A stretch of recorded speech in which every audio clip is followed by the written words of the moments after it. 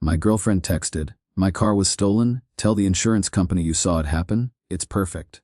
I replied, "Of course, I will do whatever it takes to help you." Then I called the police and gave them the exact address of her ex-boyfriend's garage. When the insurance fraud investigator called me back to thank me for the tip, Leo, 35, male, had been with Sienna, 33, for 6 years. Our life in Charleston, South Carolina, was a carefully staged production of her social aspirations. We lived in a beautiful rented historic home in the South of Broad neighborhood, a space she had filled with antique furniture and modern art. I was a structural engineer for a firm that specialized in historic preservation, earning a stable $115,000 a year. Sienna was a marketing director for a luxury hotel group, a job that brought in $130,000 and placed her at the center of the city's tourism and hospitality scene. Our social life was a calendar of her industry events, dinners at places like Husk, and weekends with her friends, a circle that valued appearances above all else. Don't miss the twist. Subscribe and help us reach 1,000 subscribers. The opportunity that would ultimately change my life arrived on a humid Tuesday morning. It was a formal offer from a new, innovative architecture and engineering firm in Denver, Colorado. They were focused on sustainable design and cutting-edge materials. They wanted me to come on as a founding partner, leading their structural engineering division. It was a chance to build something from the ground up. The offer was exceptional, a base salary of $200,000, a significant equity stake in the new firm, and a new Ford Bronco as a company vehicle. I told Sienna that evening, my voice filled with a genuine excitement she hadn't heard in years. I described the challenge, the chance to be an owner, the vision of a life in the mountains. She listened with the polite, patient smile she usually reserved for my explanations of load-bearing walls. "Denver?" she asked, a delicate frown forming. "It's so landlocked. And a startup. It sounds so risky." "Leo," she shook her head, her tone final. "My entire career is built on my connections here. I'm on track for a vice president role. You can't expect me to trade that for your little concrete and steel project." Update 1. I quietly accepted the Denver partnership. Sienna's immediate dismissal of my ambition was the final piece of a puzzle I had been assembling for years.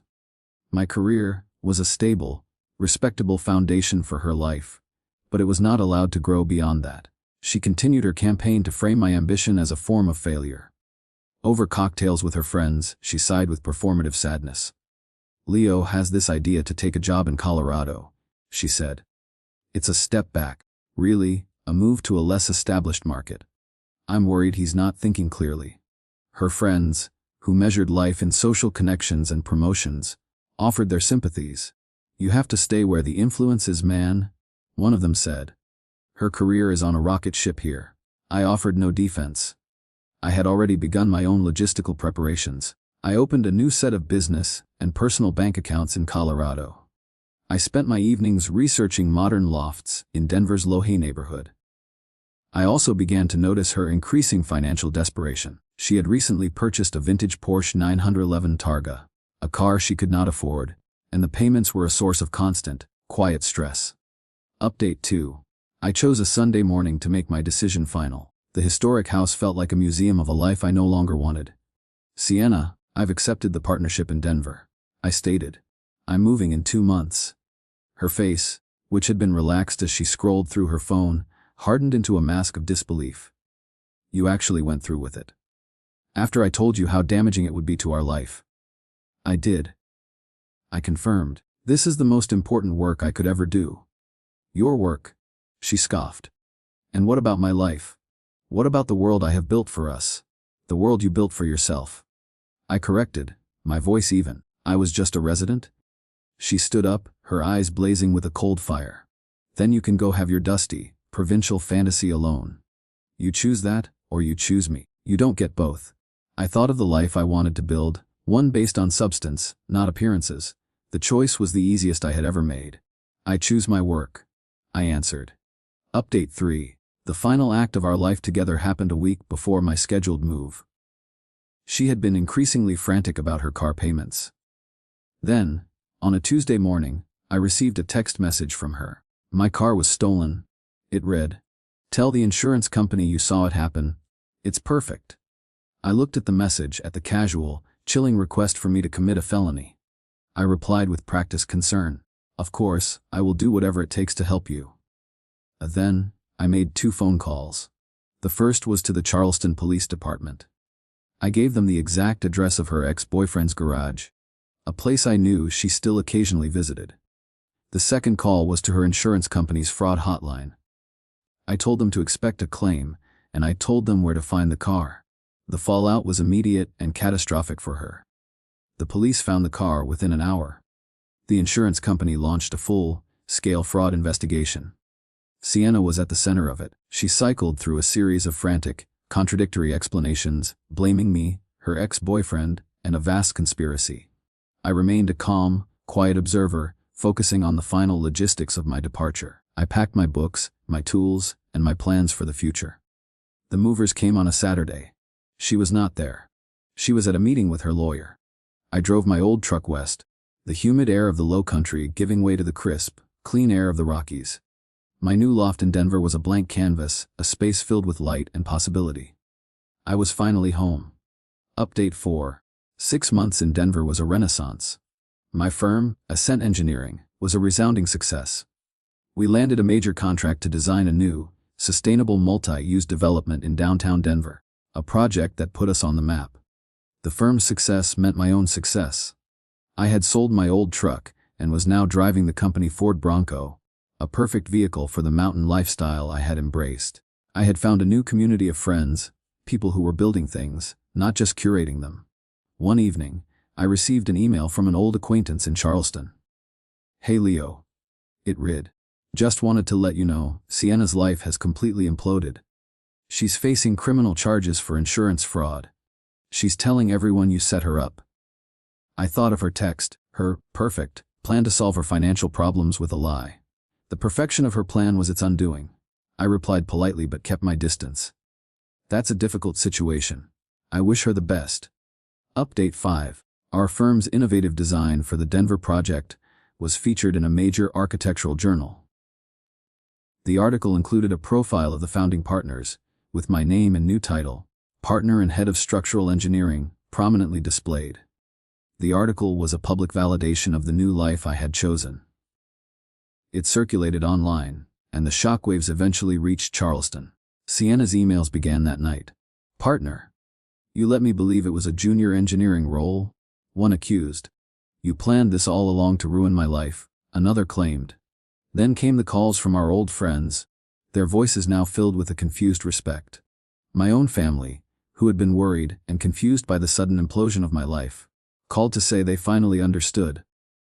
The verifiable, public truth of my achievement was beginning to eclipse her private, manipulative fiction. Update 6.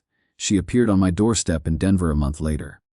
She had flown in unannounced, a desperate pilgrimage to the life she had so carelessly dismissed. She looked smaller, her usual confident energy replaced by a brittle, anxious uncertainty. "Leo," she began, her voice soft. "I was wrong. About everything." "What were you wrong about, Sienna?" I asked, my voice flat. "I was desperate," she said, tears welling in her eyes. "I was in over my head financially. I made a terrible mistake. But I've been in therapy. I've changed. I see now what a wonderful, meaningful life you have here. I can be the partner you deserve." I looked at her, and the memory of her text, the casual ease with which she had asked me to commit a crime, was as clear as the mountain view from my window. "You didn't just make a mistake, Sienna," I said. "You tried to make me an accomplice to a felony. You tried to solve your problems with a lie and make me a part of it." I was desperate. She insisted. "No," I replied calmly. "You were dishonest. There is no foundation to rebuild on." I stepped back inside. "Goodbye, Sienna." Update 7. Her rejection fueled a final, vindictive act. In our divorce proceedings, she attempted to sue me for emotional distress, claiming that I had entrapped her in the insurance fraud scheme and that my actions had caused the loss of her career and reputation. It was a pathetic, transparent legal maneuver. My lawyer was prepared. We presented her original text message to me as the primary piece of evidence. It was a clear, unambiguous demonstration of her premeditation. The judge dismissed her claim in a single hearing, admonishing her for attempting to blame the consequences of her own criminal actions on her former partner. Update 8. A year passed. My work was my passion, and my life was full of a quiet, intellectual joy. Ascent Engineering was now one of the most respected firms in the region. I was in a new, healthy relationship with a woman named Dr. Claire Bennett, a geology professor at the Colorado School of Mines. Our connection was built on a shared sense of wonder for the natural world and a deep, easy honesty. One evening, a final email from Sienna arrived. She had been convicted of insurance fraud, sentenced to probation and a hefty fine. She had lost her job and her social standing. She was working a low-level administrative job. "I built my life around an image," she wrote. "And you showed everyone the truth. I am sorry for the damage I caused." I replied with a short, polite message. "I wish you peace." I blocked her email address. Final update, several months later, I was the keynote speaker at a national engineering conference. After my speech, a distinguished older gentleman approached me. He was a senior vice president at the insurance company Sienna had tried to defraud. He shook my hand warmly. "Mr. Hayes," he began, "a brilliant presentation. I've been following your firm's work. A remarkable trajectory." He paused, his expression turning serious. "I was also the lead investigator on your ex-girlfriend's fraud case. I wanted to thank you for your integrity. It's a rare thing." He shook his head. "She called her plan to have you lie for her perfect. In a way, she was right. Her text message to you was the single most perfect piece of evidence I've ever seen in a fraud case. It was an open and shut case." His words brought a quiet, final sense of resolution. I reflected on the lesson of the past 2 years. A life built on a foundation of lies is a structure that is doomed to collapse. Sienna had been so focused on maintaining the beautiful, fragile facade of her life that she had rotted the foundations with her own dishonesty. By simply choosing to stand on the solid ground of the truth, I hadn't just saved myself. I had allowed her own flawed structure to collapse under the weight of its own deceit. And in the clean, clear, honest space of my new life, I had finally found my peace.